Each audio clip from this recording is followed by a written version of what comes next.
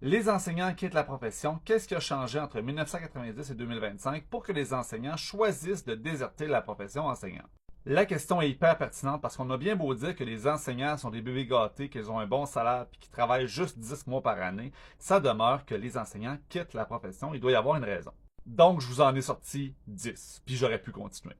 Puis je vous avertis, les 5 premiers points risquent de scandaliser les gens, mais je vous invite à vous rendre jusqu'à la fin de la vidéo pour avoir le topo global. Numéro 1, on a plus d'élèves en difficulté dans nos classes dites régulières qu'il y a 30 ans à cause de l'intégration des élèves en difficulté. Il y a 30 ans, on a fermé les classes d'adaptation scolaire, disons plusieurs d'entre elles, pour intégrer nos jeunes en difficulté d'apprentissage et justement leur permettre d'atteindre leur plein potentiel. On voulait défaire les ghettos et justement que nos jeunes ne soient pas limités à des classes d'adaptation scolaire. D'ailleurs, à l'époque, c'était François Legault qui était ministre de l'Éducation. Et en contrepartie de ça, on devait avoir moins d'élèves par classe et de l'aide en classe sous la forme d'enseignants en ressources, un deuxième enseignant en classe, mais aussi d'orthopédagogues, de TES, etc. Mais ça, on en reparlera plus tard.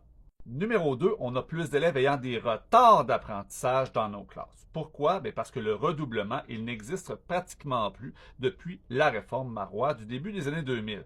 Donc, un élève au primaire ne peut pas redoubler plus qu'une fois pour tout son primaire et pas plus qu'une fois pour le premier cycle du secondaire. Et à partir de la troisième secondaire, l'élève va pouvoir redoubler les matières qu'il va avoir en échec. Ce qui fait que bien souvent, rendu au premier cycle du secondaire, on a des élèves qui, par exemple, pour moi en mathématiques, n'auraient pas réussi leur mathématiques depuis la troisième année primaire. Ils traînent des retards d'apprentissage qui sont énormes, ce qui fait que c'est très difficile pour eux de remonter la pente.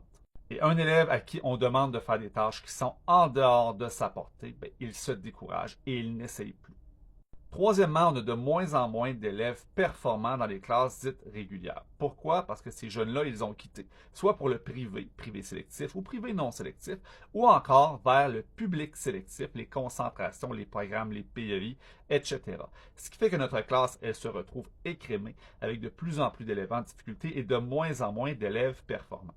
C'est ce qu'on appelle l'école à trois vitesses qui vient mettre une concentration d'élèves ayant des grandes difficultés dans les classes dites régulières. Et à date, ces 3 points majeurs, ils n'existaient pas ou ils commençaient à peine au début des années 90. Quatrièmement, on a de moins en moins de soutien dans le réseau parce que les orthopédagogues, les TES, les enseignants ressources qui devaient aider nos jeunes en difficulté dans les classes, ils ont disparu en raison de grandes coupes budgétaires. On se rappellera l'austérité des libéraux, mais aussi le fait que ces personnes-là, elles ont quitté le réseau. Donc aujourd'hui, si on ouvre des postes d'orthopédagogues ou encore de TES, etc., bien souvent, on ne réussit pas à combler les postes. On a donc des classes régulières, pas régulières, avec aucune aide en classe.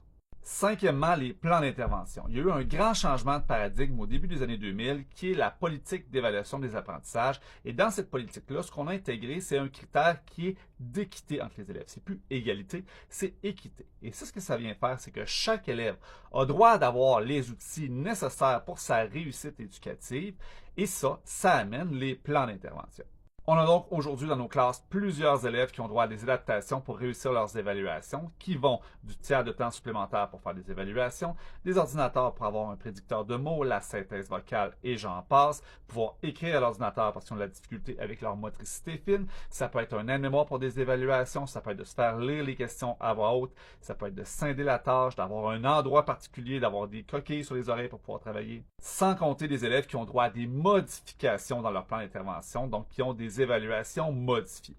Et tout ça, c'est bien correct parce qu'on veut que nos jeunes ils réussissent et on veut qu'ils aient au maximum de leur capacité. Mais ça demande de l'énergie, ça demande du temps. Et considérant qu'une classe dite régulière, par exemple au secondaire, peut avoir entre 35 et 50% d'élèves en difficulté qui ont des plans d'intervention, vous comprendrez que pour l'enseignant, c'est excessivement demandant et que comme on n'a pas réellement le soutien nécessaire, c'est drainant. L'enseignant, il va avoir un sentiment d'efficacité personnelle qui va être en chute libre et bien souvent, ça peut expliquer qu'il quitte. Et là, je prends un temps d'arrêt à ce moment-ci, justement après les 5 premiers points, pour vous mentionner que nos jeunes en difficulté, les jeunes qui sont intégrés dans les classes régulières, etc., on n'est pas contre ces jeunes-là, on est content de les avoir, puis on est content de les amener au maximum de leur cheminement. Le problème, c'est qu'on n'a pas le soutien nécessaire pour les accompagner et que comme on veut beaucoup pour eux autres et qu'on ne réussit pas à combler tous leurs besoins, c'est là qu'on se décourage en tant qu'enseignant. Sans compter que la plupart d'entre nous, nous ne sommes pas formés pour enseigner en adaptation scolaire. Il y a une très grande réflexion à y avoir sur tout ce qui est adaptation et conception peut-être plus universelle des apprentissages pour les élèves. Et ça, d'ailleurs, la politique d'évaluation des apprentissages et le fait que l'on aide nos jeunes avec des plans d'intervention en leur donnant des moyens, c'est un changement de paradigme qui est majeur. Dans les années 90, si tu étais pourri, puis on attendait que tu te décroches. Mais aujourd'hui, on essaie d'aider chacun de nos élèves, mais malheureusement, on n'y arrive pas. Numéro 6, on a de plus en plus dans les classes des problèmes de comportement. C'est en hausse exponentielle. Des problèmes qui sont probablement en grande partie liés à des problèmes d'apprentissage. Un jeune qui est en classe et qui ne comprend plus rien, qui n'a pas l'aide nécessaire, ça se peut que ça sorte en problème de comportement, mais il y a d'autres causes aussi. Notons par exemple qu'on est dans une société de droit, les jeunes ont des droits mais très peu de responsabilités, puis on a aussi beaucoup de parents qui sont malheureusement désengagés. Les parents travaillent, ils n'ont pas le temps de s'occuper de leurs enfants et ils laissent tout à l'école. Est-ce que c'est la majorité des parents qui sont comme ça? Non, la majorité sont tout à fait adéquats, mais ça prend juste 3 élèves dans ta classe qui ont des parents qui sont décrochés pour justement foutre un total bordel. Numéro 7, la tâche, elle s'alourdit sans cesse. Je vois la différence entre le moment où j'ai commencé à enseigner et aujourd'hui. Ne serait-ce qu'au niveau des communications, les courriels, c'est un enfer. Ça ne remplace rien, les courriels. C'est juste un ajout de travail et on veut répondre aux parents, aux directions, etc. le plus rapidement possible. Les réunions, les formations, la gestion des plans d'intervention, parce que chaque élève a son plan particulier dans ta classe. Donc, il y en a un qui ça y prend une photocopie agrandie, un qui ça y prend un examen modifié, un qui ça y prend un examen numérisé. Ça n'en finit plus. Puis à la base, un prof, ça veut enseigner. Numéro 8, et c'est pas pour chialer, mais nos jeunes enseignants, ils arrivent de plus en plus jeunes avec des tâches complètes. Ils n'ont pas eu le temps de se faire les dents sur de la suppléance. Et on a beaucoup d'enseignants qu'on va dire non légalement qualifiés ou non détenteurs de brevets, qui n'ont pas la formation et qui doivent être accompagnés par des enseignants de l'expérience. Ça demande du temps. On est heureux de le faire pour les appuyer, mais ça demande énormément de temps. Je me dois de nommer aussi l'arrivée de plus en plus importante de personnes issues de l'immigration et qui devront se faire franciser dans les classes dites régulières. Donc, ces personnes-là qui ne connaissent pas la langue sont là et essaient d'apprendre sur le tas et on doit les aider du mieux qu'on peut. Donc, ça rajoute une tâche supplémentaire aux enseignants.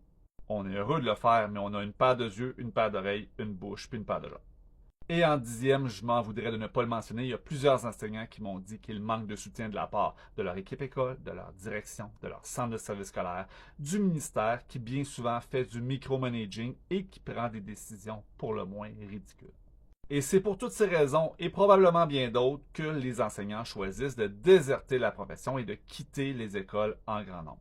Maintenant, la bonne nouvelle, chacun de ces points-là est un levier sur lequel le gouvernement pourrait agir pour garder les enseignants en poste et même rapatrier des enseignants qui auraient quitté et qui voudraient bien revenir à l'enseignement. Parce que dans le fond, c'est simple, un enseignant, ça veut enseigner pour que ses élèves apprennent.